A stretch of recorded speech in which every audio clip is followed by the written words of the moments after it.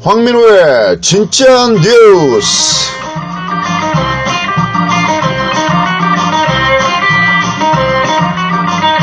팟캐스트 황민호의 진짜 뉴스 제43회를 시작하겠습니다.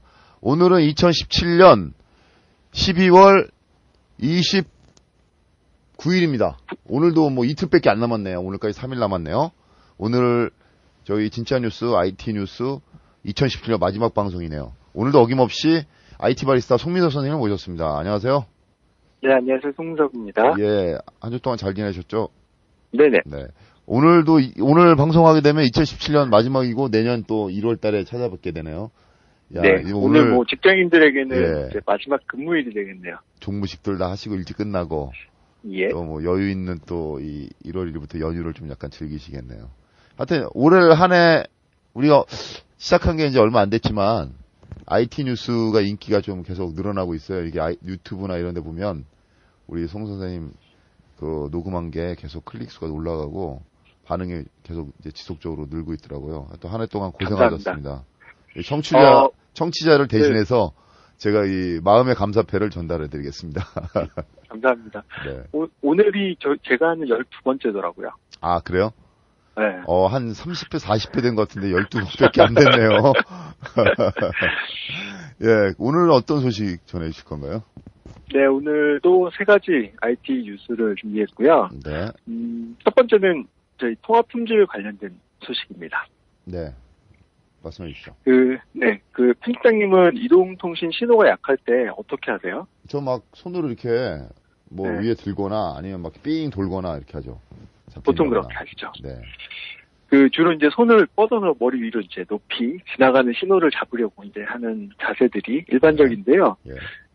라이스 대학의 전기공학부에 있는 린동 교수님의 말을 따르면 네. 이런 행동이 이동통신 신호 품질 향상에 별로 도움이 안 된다고 그래요. 하더라고요. 우리가 잘못 알고 있는 상식이네요, 그러면. 네네. 위에 있는 거, 여기 신호 좋은데 잡아볼까? 안 된대요. 보통 우리 생각하면 높은 데 올라가면 잘 잡힐 것이라 생각해서 높이 올리는데. 그러니까요. 아무 상관없네요, 그거하고. 네, 반대로 이제 아래쪽으로 지나가는 것도 똑같습니다. 꼴에 앉아도 별로 도움은 안 된다고 하고요. 그럼 어떻게 해야 되죠? 이러고 우리가 좋게 그러니까 이유가 네. 이동통신 신호 수신 감도라는 게 사람 생활 반경 안에서는 거의 균일하게 동작을 한대요. 그래서 높이 간다고 더 좋아지는 건 아니고요. 예. 뭐 슈퍼맨처럼 더 높게 날아가야 될까요? 그런 건 아니고 예. 발걸음을 좀 옮겨가지고요. 위치를 바꿔보면 통합 품질이 좀 도움이 된다고 하더라고요. 그러니까 자기가 있는 곳이 잘 안 잡히는 곳이면 조금 이동해서 이렇게 다시 잡아보면 된다 이런 거 말씀하시는 거죠? 네, 주변에 이제 건물이나 장애물로 인해서 이제 편차가 좀 발생하기 때문인데요. 있는 곳에서 좀 이동을 하다 보면 가까이 기지국에 좀 더 가까이 접근해서 통합 품질이 좋아질 수 있다고 하더라고요. 그러니까 기지국과의 거리네요. 내가 알지 못하는 기지국과의 그렇죠. 전파 강도가 가까울수록 감도가 높을수록 네네네. 잘 잡힐 수 있다. 네. 그리고 예. 최근에 발표 자료를 보니까 우리나라 이동통신 품질이 세계 최고라고 하더라고요. 그래요? 저는 잘 안 켜지던데. 음성통화 성공이 이제 다른 나라의 도시들하고 비교를 해보면요. 뉴욕이 91%, 예. 그리고 도쿄가 96.7%, 파리, 예. 런던도 한 97% 이상 정도 나오는데 우리나라는 예. 99.92%. 거의 100%네요. 네. 그리고 역시. 이건 이제 3G 데이터 통신망이 3G 통신망이고 LTE 통신망에서도 네. 성공률이 세계에서 가장 높게 나오고 있습니다. 역시 대한민국 IT 강국, 통신 강국입니다. 네. 네.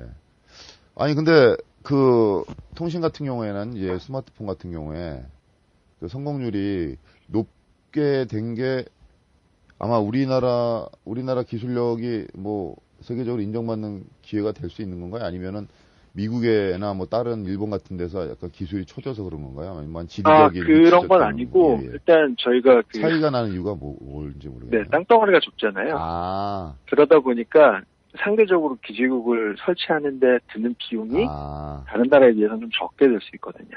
밀집되어 있는 구조기 때문에 맞습니다. 예, 통신의 장애가 많지 않다 말씀하시는 거죠. 네네네. 네. 그래서 보니까 이제 이동통신이나 이런 것들이 처음 이제 테스트베드로 테스트하는 경우가 우리나라가 되게 많아요. 결론적으로 우리나라 기술이 앞선 건 아니네요. 예, 다음 소식 전해주시죠. 네, 두 번째는 그 모바일 대국 중국 소식인데요. 네. 중국이 이제 스마트폰 기기를 이용해서 본인 신분을 증명하는 정책을 추진하고 있습니다. 인구가 많으니까 네. 스마트폰 하나씩 다 가지고 있을 거고 신분 확인을 위해서 그만큼 또 용이한 게 없을 거 같네요, 중국에서. 네, 그 우리나라로 치면 이제 국민 메신저 카카오톡이 네. 이제 주민등록증을 대신해서 신분증으로 쓸 수 있게 된다 그런 정책이거든요. 그러게요. 획기적인 건데 네. 중국이 IT 기반이 이렇게 확장된 것 같지는 않은데 그게 가능한가요? 네, 그 중국에는 그 우리나라 이제 카톡처럼 위챗이라는 게 있는데 네. 위챗이 메신저로 시작이 됐어요. 네. 근데 위챗에 이제 결제 시스템이 들어가면서 네. 중국에서는 이제 없어서는 안 될 플랫폼으로 자리를 잡았거든요. 신분 결제를 하면 신분 확인을 해야 되니까. 네, 길거리 노점상에서도 위챗을 쓸 정도니까, 그래요? 네, 실제 현금이나 카드 없이도 위챗을 이용할 수 있는 스마트폰이면, 네. 중국 안에서 모든 소비 생활이 가능한 그런 수준입니다. 그러면 그걸로 신분증을 대신할 만하네요. 네네. 신분증은 뭐 버리거나 없거나 안 만들면 되는데 이건 안 할 수가 없으니까. 그리고 아까 말씀드린 것처럼 위챗 서비스에 신분증을 등록하는 과정이 좀 있고요. 네. 그래서 그게 등록이 되면 관공서는 물론이고 비행기나 기차 같은 교통편 이용하는데도 네. 이용할 수 있고 네. 또 그 위조가 되거나 도용의 그런 보안 이슈들이 있잖아요. 네. 그런 것들은 그 안면 인식을 하는 기술을 적용해서 해결하겠다 이렇게 밝혔습니다. 근데 문제는 뭐 그렇게 하면 정부 입장에서 편리하겠는데 통제가 가능해서 네. 개인의 개인 정보나 뭐 이런 거 관련해서 나올 수 있는 무슨 뭐 결제 정보 내지 뭐 기타 네. 관련된 정보가 다 중앙 정부에서 통제가 가능하다는 얘기 아니에요? 정부는 아니고 네. 위챗이긴 하지만 위챗도 이제 정부하고 같이 공유를 하게 되는 거니까 그러니까 그 좀 데이터를 그런 이슈는 공유하게 있을 수 되면 있습니다. 그 정부에서 그 개인의 데이터를 다 이렇게 열어볼 수 있는 상황이 돼버리는데 보안에 대한 그럴 수 거는 있죠. 또 사회주의 국가라서 그게 가능한 것 같습니다. 대한민국에서 그럴 수도 있겠네요. 우리 자본주의 국가나 이런 데서는 민주국가에서는 이런 문제가 보안에 대한 문제가 통제에 대한 문제가 나와서 어려울 것 같은데요. 예. 또 그러니까 아까 다음 말씀드린 것처럼 우리나라는 땅이 적기 때문에 그런 이제 기지국이나 인터넷을 빠르게 보급할 수 있었던 장점이 있는 반면 중국은 네. 땅이 넓잖아요. 넓죠. 그래서 인터넷이 그렇게 확산되지 못했어요. 그렇죠. 근데 모바일 시대로 오면서 오히려 그 모바일이 더 빨리 간 거거든요. 그렇죠. 모바일이 스마트폰을 사용하면서 네. 예, 안 사용할 수 없으니까 폰은 네. 그래서 이제 확장이 됐겠죠. 그래서 모바일 쪽에서는 우리나라보다 아주 한참 많이 빠르게 진행되고 있는 상황입니다. 그래요. 모바일 강국이 이제 중국이 되겠네요. 어떻게 보면. 네. 알겠습니다. 다음 소식 전해주시죠. 네, 마지막 소식은 그 아이폰 소식인데요. 네. 사실 제가 아이폰 소식은 너무 많이 들려드린 것 같아서 스스로 이제 필터링하고 걸러내고 있었거든요. 자기 검열하시고 계시네요. 예. 근데 이번 좀 이슈가 커서 네. 공유를 드리는 게 좋겠다라고 생각했습니다. 예. 그 편집장도 되게 오랫동안 한 휴대폰을 쓰고 계시잖아요. 저는 한 5년 쓰는 것 같아요. 2012년부터. 근데 보통 사용자들은 약정이 끝나는 한 2년, 3년 정도 되면 휴대폰 성능이 급격하게 떨어지는 걸 체감한다고 하거든요. 저도 전에 사용하던 스마트폰이 지금 사용하던 스마트폰과 다른 회사 건데 네. 한 2년 정도 되니까 갑자기 무슨 뭐 메시지 뜨더니 먹통이 딱 돼서 다운이 되더라고요. 그래서 네네. 그걸 가져갔더니 복구가 안 된다고 그래서 네. 그래서 이제 요 폰을 바꿨는데 이 폰이 굉장히 오래 가고 있어요. 나름. 다행이네요. 근데 보통 이제 사람들이 그 약정이 끝나는 시점쯤 돼서 휴대폰이 너무 꽂았어. 너무 느려. 네. 그래가지고 이제 새로운 휴대폰을 사게 되는 패턴이잖아요. 그게 뭐 설계 과정에서 그렇게 수명을 2년 정도, 3년 정도로 책정해서 설계를 해서 만든다고 하는데 맞나요, 그게? 그런 의혹이 있었는데 네. 실제 이제 애플에서 그게 사실을 밝혔었습니다. 팩트가 나왔네요, 이거. 네, 그래서 애플에서는 그 오래된 아이폰에서 네. 배터리 용량이 줄어들면 네. 그만큼 폰의 성능을 떨어뜨려서 예. 배터리 용량이 줄어들었음에도 아이폰이 갑자기 죽거나 이런 일 없이 예. 오래 쓸 수 있게 하려고 했다라고 변명을 했어요. 거짓말을 한 거네요. 그렇죠. 네. 근데 이게 이제 실제로 이제 애플에서 그런 작업들을 했고, 이게 사실로 밝혀지면서 전 세계에서 이제 천문학적인 비용으로 이제 소송들이 줄을 잇고 있습니다.